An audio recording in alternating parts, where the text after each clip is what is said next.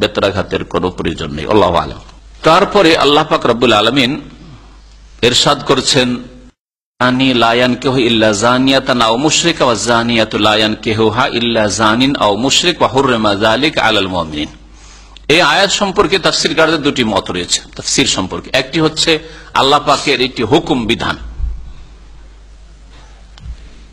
কি হুকুম বিধান? যে আযানি লা ইয়ানকিহু ইল্লা জানিয়াতান আও মুশরিকা, জিনাকারী পুরুষ বিবাহ যেন না করে ইল্লা জানি আও মুশরিকা। কাকে বিয়ে করবে? জিনাকারিনী নারীকে বিয়ে করুক। আও মুশরিকা, অথবা মুশরিকা শিরিককারিনী মহিলাকে বিবাহ করুক।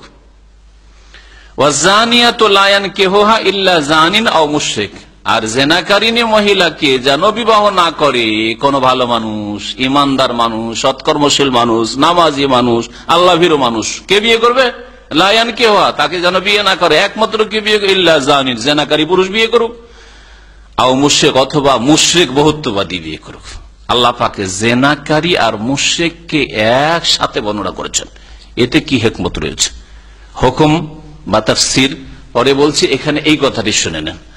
জিনাকারী আর মুশরিকি চরিত্রহীনা জিনাকারিনীকে বিবাহ করতে পারে, আর এর বিপরীতটাও। যদি চরিত্রহীনা হয় তাকে কোনো ভালো মানুষ বিয়ে করতে পারে না, তাকে বিয়ে করবে কে? হয় জিনাকারী পুরুষ আর না হয় মুশরিক পুরুষ। এইরকমই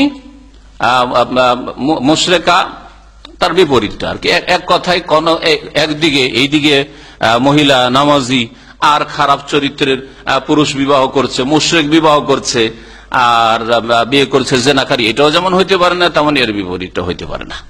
যেমন চরিত্রের হবে মহিলা, তেমন স্বামী তার হবে। এটা হচ্ছে শরীয়তের। ভালো মানুষ কেউ যেন জিনাকারিনীকে বিবাহ না করে, ভালো পুরুষ যেন কোনদিন মুশরিকাকে বিয়ে না করে। ওই রকমই ভালো মহিলা, নেক মহিলা, আল্লাহভীরু মহিলা যেন কোনো খারাপ স্বামী গ্রহণ না করে, জিনাকারীকে বিবাহ না করে, চরিত্রহীনকে বিবাহ না করে। ওই রকমই কোনো মুশরিককে যেন বিবাহ না করে। সুতরাং এখানে যেন আল্লাহ পাকের বিধান, যেমন আপনি চরিত্রহীন পুরুষের সাথে আপনার মেয়ের, আপনার বোনের বিবাহ দেবেন না, তেমন কোন মুশরিকের সাথে, বহুত্ববাদীর সাথে। মুশরিক মানে শুধু মূর্তি পূজক নয়, যে মূর্তির পূজা করে, যে কবর মাজার পূজা করে, তার সাথে আপনি মেয়েকে উঠিয়ে দেবেন না, খেয়ানত করবেন আপনি। এই ক্ষেত্রে বেলায়েতের আপনাকে আল্লাহ পাক ওলি বানিয়েছেন, অভিভাবক বানিয়েছেন, আল্লাহর সামনে জবাবদিহি করতে হবে। বেনামাজির হাতে উঠিয়ে দেবেন না, বেনামাজি মুশরিকের সমতুল্য, তার মতোই। সেটা বেনামাজির হাতে উঠিয়ে দেবেন না, যেমন চরিত্রহীন হাতে উঠিয়ে দেবেন না।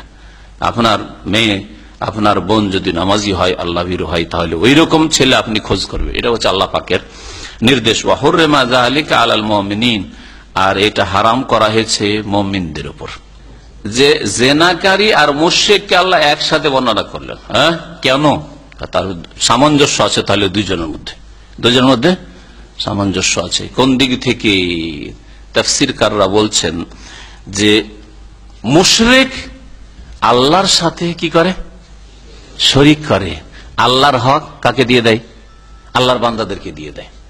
জিলানিকে দেয়, চিশতিকে দেয়, না হলে দেবদেবীকে দেয়, মূর্তিকে দেয়, প্রতিমাকে দেয়, গাছকে দেয়, গঙ্গাকে দেয়, যমুনাকে দেয়, ঠিক না? তা আল্লাহ পাকের হক মুশরিক কি করে? অন্যকে দিয়ে দেয়, আল্লাহ পাকের বান্দাদের দিয়ে দেয়। ওই রকমই জিনাকারিনী মহিলা তার স্বামীর হক, স্বামীর হক কাকে দেয়? অপর পুরুষকে দিয়ে দেয়। এই সামঞ্জস্য আছে। এই জন্য আল্লাহ পাক রব্বুল একসাথে বর্ণনা করেছে। অন্য পাপীর কথা বর্ণনা করলেন না। বললেন না যে খুনিও বিয়ে করতে পারে, এই কথা বললেন না। মত করে বিয়ে করতে পারে, এই কথা বলেন না। আর আল্লাহ পাক বলছেন হুররিমা যালিকা আলাল মুমিন, মুমিনদের উপর এটা হারাম করা হয়েছে। কি হারাম করা হয়েছে? একটি তাফসীর হচ্ছে যে জিনা মুমিনদের উপর হারাম করা হয়েছে। এটা সহজ কথা, তাই না? সুনিশ্চিত। কেউ যদি মনে করে জিনা হারাম নয়, প্রয়োজনে চলবে, তাহলে সে মুসলিম নয়। সে হারামকে হালাল করলো, আর হারামকে হালাল মনে করা হচ্ছে কুফরি, বড় কুফরি, মুরতাদ হয়ে যাও। কোন হারামকে, যা আল্লাহ পাক কোরআনের ভাষায় অথবা রাসূলুল্লাহ সাল্লাল্লাহু আলাইহি ওয়াসাল্লাম তার স্পষ্ট হাদিসে হারাম ঘোষণা করেছে, কেউ যদি এটাকে ইস্তেহলাল করে, মানে হালাল মনে করে, তাহলে সেই ব্যক্তি ইসলাম বিমুখ মুরতাদ, মুসলিম নাই। জেনাকে মুমিনদের উপর হারাম করা হয়েছে, এটা একটা তাফসীর। আর একটা তাফসীর হুররিমা যালিকা মানে আযওয়াজ বিজানিয়া, হুররিমা যালিকা মানে জেনাকারিনীকে বিবাহ করা অথবা জেনাকারী পুরুষের সাথে মেয়ের বোনের বিবাহ দেওয়া মুমিনদের উপর হারাম করা হয়েছে। মুমিনরা কখনো জেনাকারী পুরুষ আর মুশরিক পুরুষের সাথে বোনের মেয়ের বিবাহ দেবে না। ওই রকমই জেনাকারী মহিলা বা জেনাকারিনী অথবা মুশরিকা মহিলাকে কোন মুমিন বিবাহ করবে না। হুররিমা যালিকা আলাল মুমিনিন, এই বিবাহ করা জেনাকারিনীকে অথবা মুশরিকাকে মুমিনদের উপর হারাম করা হয়েছে। আপনি যদি মুমিন হন তাহলে আপনি চরিত্রবতী মহিলাকে বিবাহ করবেন। আপনি কখনো চরিত্রহীনা মহিলা যার চরিত্র সম্পর্কে আপনি জানতে পেরেছেন যে চরিত্র খারাপ, কখনো বিয়ে করবেন না। যার আকীদা সম্পর্কে জানতে পেরেছেন যে এরা শিরকে লিপ্ত, কখনো আপনি বিয়ে করবেন। হুররিমা যালিকা আলাল মুমিনিন। তাহলে দুটোই অর্থ হইতে পারে, জেনা হারাম করা হয়েছে এবং জেনাকারিনীর সাথে বিবাহের সম্পর্ক ও হারাম করা হয়েছে। আয়াতের শুরুতে বললাম যে এই আয়াতে যদিও আল্লাহ পাক যেন জুমলা খবরিয়া দিয়ে লায়ান কেহ নির্দেশ নেই, কিন্তু আমরের সেগা নেই, কিন্তু আমি যে তাফসীরটা বললাম একদল মুফাসসিররা বলছেন যে আল্লাহ যেন নিষেধ করছেন যে জেনাকারী যেন কোন মুমিনা কে না বিবাহ করে, ও জেনাকারিনীকে বিবাহ করো অথবা মুশরিকা বিবাহ করো। তাহলে আল্লাহ পাকের নির্দেশ এটা একটি তাফসীর। আর আরেকটি তাফসীর হচ্ছে যে আল্লাহ পাক এখানে আদেশ নিষেধ বলেননি, আল্লাহ পাক মানুষের বাস্তব অবস্থা তুলে ধরেছে। কেমন কথা? বাস্তব অবস্থা মানুষের এটা হচ্ছে স্বভাব, যে যেমন তেমন খুঁজে, যে যেমন তেমন খুঁজে। একজন মুআহিদ, তৌহিদ বিশ্বাসী, নামাজি, আল্লাহ ভীরু, সৎকর্মশীল কখনো জেনাকারিনীকে বিবাহ করতে রাজি হবে না। এটা হচ্ছে স্বভাব, সৎকর্মশীল মানুষের স্বভাব এটা। হ্যাঁ, কখনো মুশরিকাকে বিবাহ করতে রাজি হবে না, যে শিরকের ঘর গিয়ে বিয়ে করবো আমি, কখনোই রাজি হবে না। এইরকমই এর বিপরীতটা, একজন চরিত্রহীন পুরুষ, একজন মুশরিক পুরুষ কখনো মুআহিদা মহিলাকে বিয়ে করতে রাজি হবে না, পর্দানাসীন মহিলাকে বিয়ে করতে চাইবে না। হ্যাঁ, নিজের চরিত্রহীন, সুতরাং চরিত্রহীন গুলি খুঁজবে, বেহায়া বেপর্দা, হ্যাঁ হ্যাঁ, ওইগুলোকে পছন্দ করবে, ওইগুলোকে পছন্দ করবে। এইরকমই যে চরিত্রহীনা মহিলা কখনো দাড়িওয়ালাকে পছন্দ করবে না, কখনো দাড়িওয়ালাকে পছন্দ করবে না, কখনো নামাজিকে পছন্দ করবে না, কখনো আল্লাহ ভীরুকে পছন্দ করবে না। এটা আল্লাহ পাক রব্বুল আলামিন মানব জাতির, নারী হোক আর পুরুষ, বাস্তব স্বভাব বর্ণনা করেছেন। যা জানি লায়ান কে ইল্লা জানিয়াতান আও মুশরিকা ওয়া জানিয়াতু লায়ান কে ইল্লা জানিন আও মুশরিক ওয়া হুররিমা যালিকা আলাল মুমিনিন। দুটোই তাফসীর হতে পারে, হয় মানব জাতির স্বভাব আল্লাহ বর্ণনা করেছেন, কারণ জুমলা খবরিয়া, এখানে আল্লাহ পাক সরাসরি আদেশ নিষেধের কথা বলেননি, মানে নাহির সেগা নেই। আর কেউ কেউ বলছে যদিও আল্লাহ পাক রব্বুল আলামিন জুমলা খবরিয়া দিয়ে বলেছেন, কিন্তু উদ্দেশ্য হচ্ছে নিষেধ করা যে এইরকম তোমরা করো না। জেনা, ব্যভিচার বড় অপরাধ। কোরআনের ভাষায় সূরা ফুরকানের তাফসীর এর আগেই হয়েছে, সূরা ফুরকানে এর শেষ রুকুতে আপনারা তাফসীরে পড়েছেন। আল্লাহ পাক রব্বুল আলামিন শিরকের গুনাহ, সবচেয়ে বড় গুনাহ শিরকের কথা উল্লেখ করেছেন। তারপরে আল্লাহ পাক উল্লেখ করেছেন কিসের কথা? হ্যাঁ, খুন করার কথা বলছেন না যে, হ্যাঁ, তারপরে আল্লাহ পাক উল্লেখ করেছেন জেনার কথা। একটি আয়াতে পরপর তিনটি বড় অপরাধের কথা, হ্যাঁ, বড় গুনাহর কথা আল্লাহ পাক উল্লেখ করেছেন। ওয়াল্লাযীনা লা ইয়াদউনা মা আল্লাহি ইলাহান আখার ওয়া লা ইয়াকতুলুনা আন-নাফসাল্লাতী হারামাল্লাহু ইল্লা বিল হক ওয়া লা ইয়াজনুন।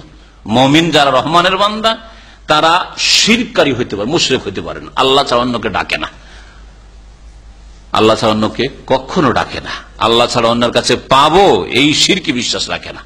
যদি রহমানের বান্দা হয় তাহলে আল্লাহ ছাড়া কেউ দিতে পারে, কেউ নিতে পারে, কেউ মনের আশা পূরণ করতে পারে, কেউ রোগ ভালো করতে পারে, এই শিরকি কুফরি আকীদা রাখে না। ওয়াল্লাযীনা লা ইয়াদউনা মা আল্লাহি ইলাহান আখার ওয়া লা ইয়াকতুলুনা আন-নাফসাল্লাতী হারামাল্লাহু ইল্লা বিল হক। আর আল্লাহ পাক যেই মানুষকে, যেই ব্যক্তিকে হত্যা করা হারাম করেছেন, কখনো হত্যা করে না, কোন করে না। রহমানের বান্দা কখনো খুনি হইতে পারে না, কখনো সন্ত্রাসী হইতে পারে না। ওয়া লা ইয়াজনুন, আর জিনাও করে না, জিনাও করতে পারে না। যদি রহমানের বান্দা হয় কখনো জেনা করতে পারেন। এই জন্য নবী করিম সাল্লাল্লাহু আলাইহি ওয়াসাল্লামের সহিহ বুখারীতে হাদিস রয়েছে যে জেনার অবস্থায় ঈমান থাকে না, জেনার অবস্থায় ঈমান থাকে না। ঈমান থাকলে কখনো জেনা, ঈমান মানে কি? ইমান মানে মন্ত্র, ইমান মানে বিশ্বাস, আল্লাহর প্রতি বিশ্বাস। আল্লাহ দেখছেন, আল্লাহ সামি শুনছেন, হ্যাঁ, আল্লাহ আলিম, আল্লাহ সবকিছু জানছেন, আল্লাহ খবীর, আল্লাহ সূক্ষ্ম খবর রাখেন, দুনিয়া খবর রাখেন, আমার মা বাপ খবর রাখে না, মেয়ের বাবা মা খবর রাখে না, মেয়ের আত্মীয় স্বজন খবর রাখে না, না হলে আমার খবর ছিল, ঠিক না? না ছিল না, রাখতো। কিন্তু আল্লাহ দেখছেন, কোথায় ইমান? তাহলে জেনাকারের ইমান জেনার অবস্থায় থাকে না। নবী সাল্লাল্লাহু আলাইহি ওয়াসাল্লাম বলছেন, লা ইয়াজনি যানি হিনা ইয়াজনি ওয়া হুয়া মুমিন। জেনাকারী যখন জেনা করে তখন মুমিন থাকে না। মুমিন থাকা অবস্থায় লা ইয়াজনি যানি, জেনাকারী জেনা করতে পারে না। তো এইরকমই পরকালে প্রতি ইমান, আখিরাতে যে ইমান থাকে আমাকে জবাবদেহি করতে হবে।